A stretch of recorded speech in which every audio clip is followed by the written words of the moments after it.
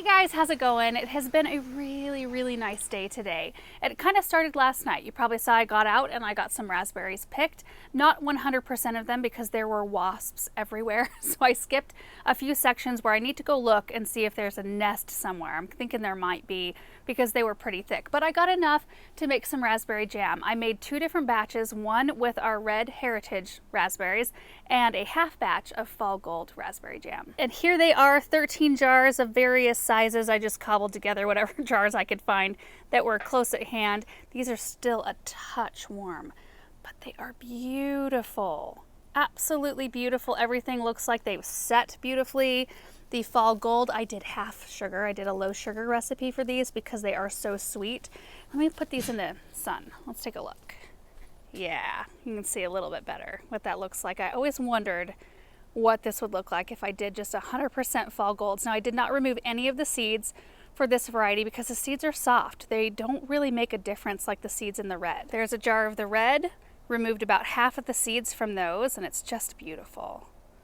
Like jewels in there. So that's kind of been my morning. It's just been so relaxed and wonderful, but we are going to get out. Erin is going to fertilize the grass and share some details about that with you. And then I have a couple of things that I want to get in the ground. But real quick, a couple of details about the raspberries. We planted all of the heritage red raspberries went in 2021, so 2 years ago. And then the fall golds, half of them went in that year, 2021. And then I couldn't get my hands on any until this spring. I planted the other half of the row, and the rows are 30 feet long and 3 feet wide. And I've gone into pretty good detail, I think, in past videos. Maybe we can link one down below about how we prune these or how to prune them. We do the easy approach. While an ever-bearing variety can bear through the season, like it'll give you a June crop and then a later crop in the season, I treat mine all the same, and I go in and just mow them all down. Late winter, early spring, I just cut them all down, which forfeits your early crop. So you do miss out on that, but it gives you a bigger bumper crop about this time of year where you just get a massive amount of berries. And honestly, with everything we have going on here, I don't want to have to pick raspberries all throughout the summer. It's kind of nice to have things happen in stages. So our strawberries are kind of the same way. There's June bearing strawberries, and half of our row is June bearing. So those are all done for the season. We got a huge amount this spring. Half of the row is ever bearing, and they just keep on producing all through the season. And while that's awesome, it's something you just have to keep in the forefront of your mind to get out there and pick them so that they don't go to waste.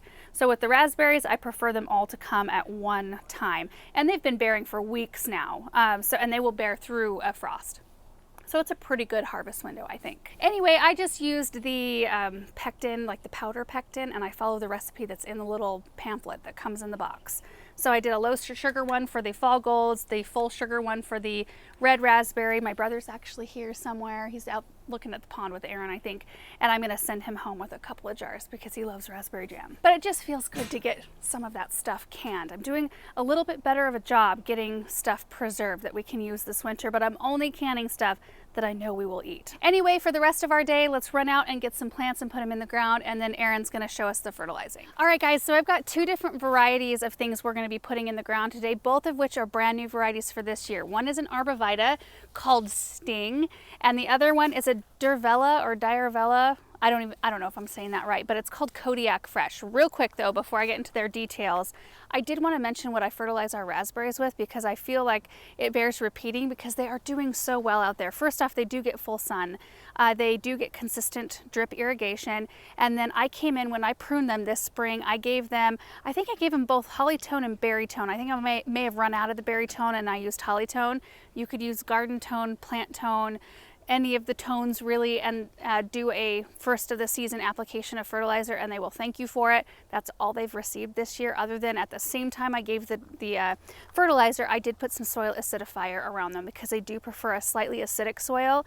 We're pretty high pH, so I think using both of those things and then the consistency of sun and water has really kind of done wonders for those plants. So anyway, let's talk about these. So this plant right here, this is so cool. This is an arborvitae called a Sting.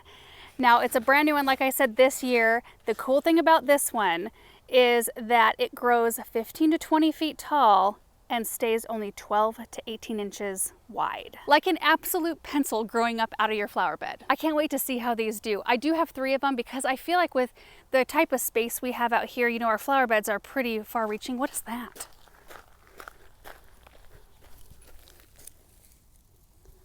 Oh, it's a black wasp carrying a big spider. Ooh. Like that was big enough to where it distracted me.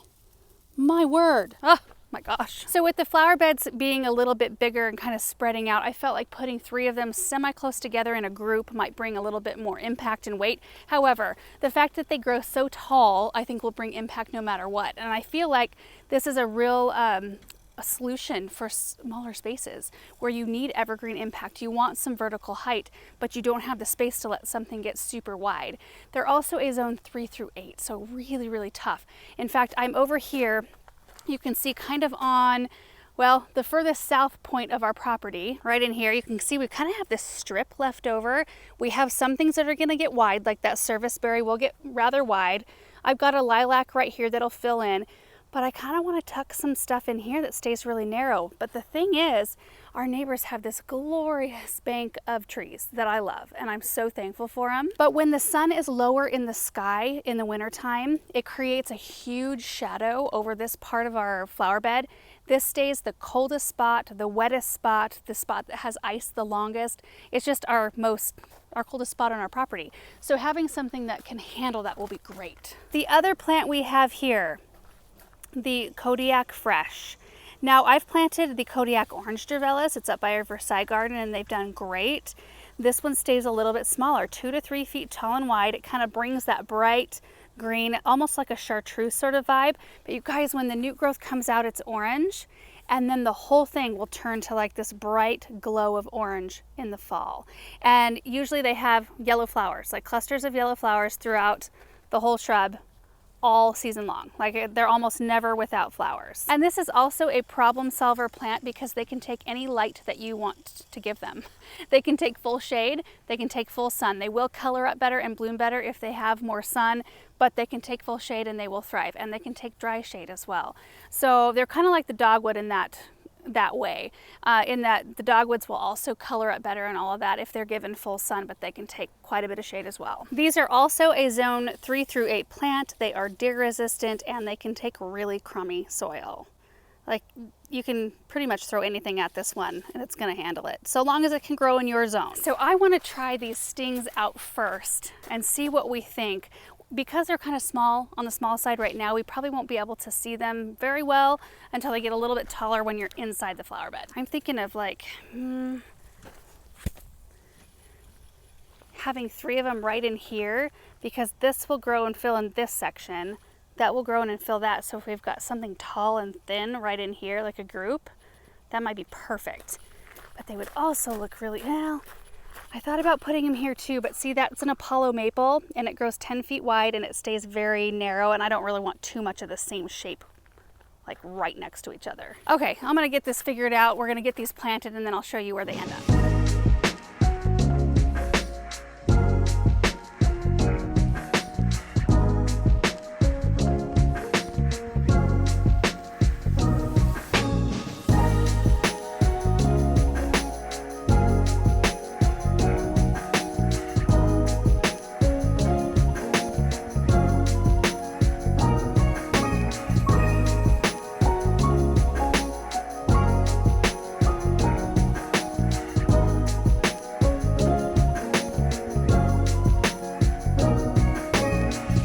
An anthill. Oh my gosh.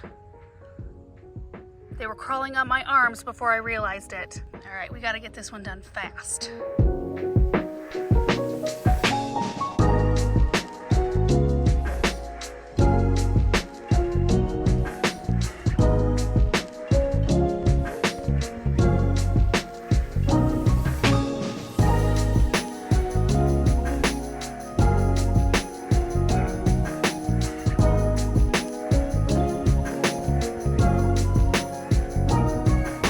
And there they are. I think they're gonna just fit perfectly. I mean, 12 to 18 inches, you guys.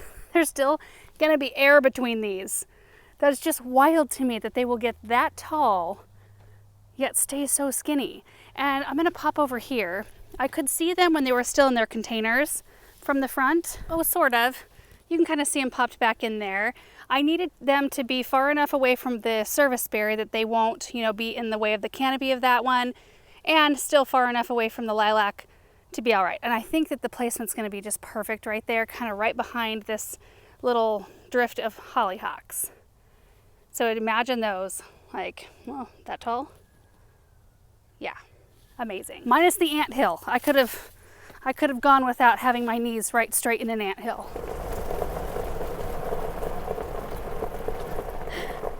How's it going out here? About ready to do some vlogging. Good for you. Me over here. That's awesome. Oh, that might look nice.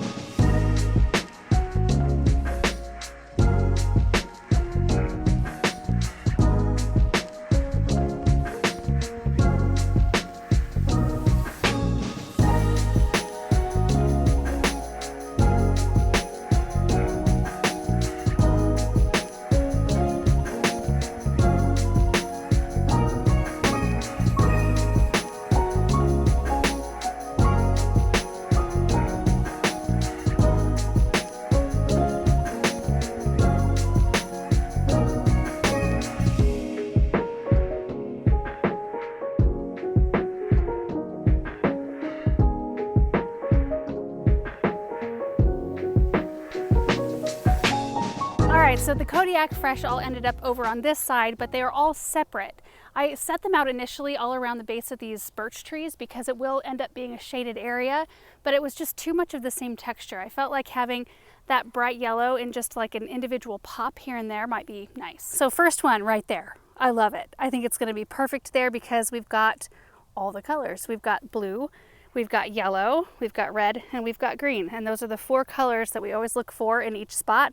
Even if you use just like the tiniest amount of red or the tiniest amount of yellow, it just is always such a cohesive, pretty looking area to me. So again, these will grow 2 to 3 feet tall and wide. They're not going to overtake this space. This is the Dark Star 9-bark that gets about 4 feet wide and 5 feet tall, so it'll be a nice back layer. And then this grass will get enormous. So the grass can kind of fill in this section right here, and this one will kind of like poof out of the bottom of the grass. The other one ended up just down the way a little bit. Oh, the sedum right here. I got to take some of the drip out. It is struggling because it's staying way too wet. So just ignore that. It'll be fine, I think, after we fix the water. But we've got 2 more 9-barks. There's one here and one here, and then one more of the Kodiak Fresh, which just so pretty. They look so soft, and I think having the red with that bright pop of green right next to it will be nice. Other one is over here. On the way, I've got to show you guys these blackberries. They are enormous. Look at these. They're huge. We were out here eating them last night. These are actually not quite ready. Usually they fall right off the plant when they're ready to go. And these are still holding on a bit. These have really taken off this season, like big time. There's a huge cluster of them over there.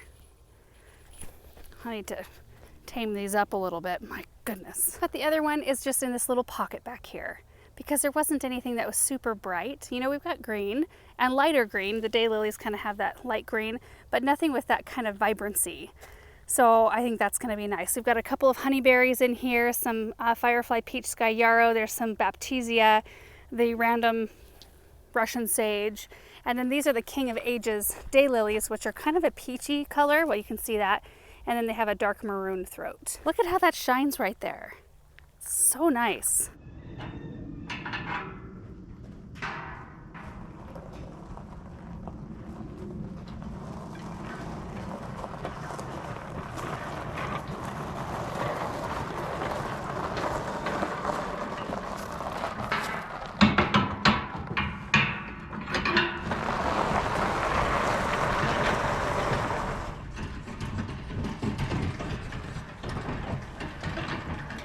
Okay, I'm about ready to fertilize the lawn, and I will show you what I'm going to use and my fertilizer spreader. I'm actually really happy with this spreader. I bought it a couple years ago. It's a Frontier SS1035B, and if you look on the website, you'll have a hard time finding it. But I bought it through my John Deere dealer, and they got it in. It's not a PTO driven, it's wheel driven, and just hooks up to either a lawnmower or a gator or whatever you got. And it's been great. I accidentally dropped it one time and got this little dent in it. But you know what? It's just, it adds character. There you go. Okay, so here's what I'm using. We just got a nice pallet of stuff in. I actually need to use the summer revitalizer, which is down below, and I have to move all these. I don't know if I should put them on top of the tree tone or just maybe like set another pile. But anyway, so I pretty much use all 4 of Espoma's lawn food products. They have a spring feed, an all seasons feed, and then they've got the summer revitalizer, which is the yellow bag, and fall application, which I'll probably do in about a month or so. I'm probably about a month late on putting the summer revitalizer down. I think you're supposed to do that sometime like July through August, and it's the beginning of September. I don't think it's that big of a deal. We have a pretty long growing season, so I've got plenty of time to put this down, and then, you know, another month to 6 weeks, I'll put down the fall winterizer. So anyway, let me just fill up the spreader, and it can take around, I want to say maybe like 7, 8, 9 bags at a time.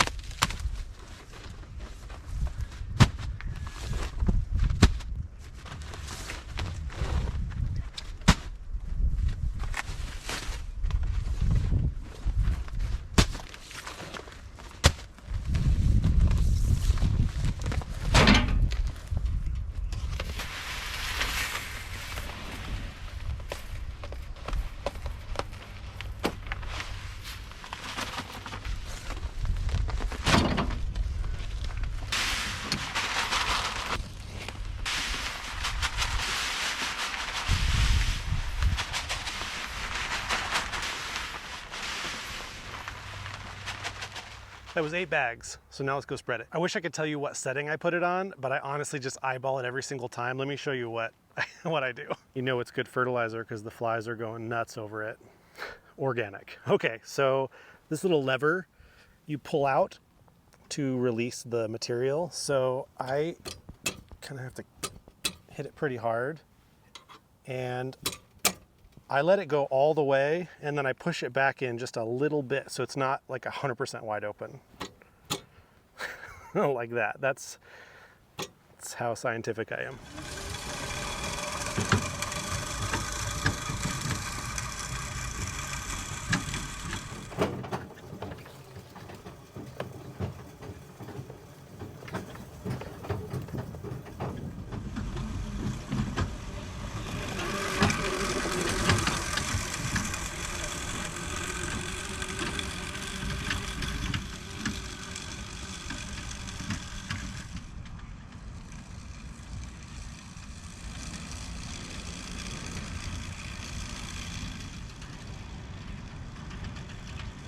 Okay, I don't know how well you could see me spreading it.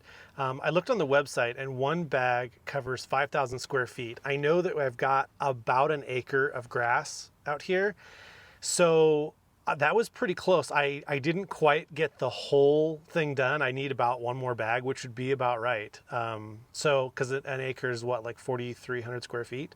So it should take about 9 bags to get the whole thing done. So I'm gonna do all the peripheral areas, like on the outside. Where's my finger? There it is, like the east side lane, and then, I don't know if you can see it, but the loop over here. So I'll probably put another 8 bags in there, since that's about all I can fit, and hopefully I should be able to cover all the rest of our grass with that. Okay, I just went and got my drone so that hopefully you can see the paths that I'm taking a little better here in the south garden.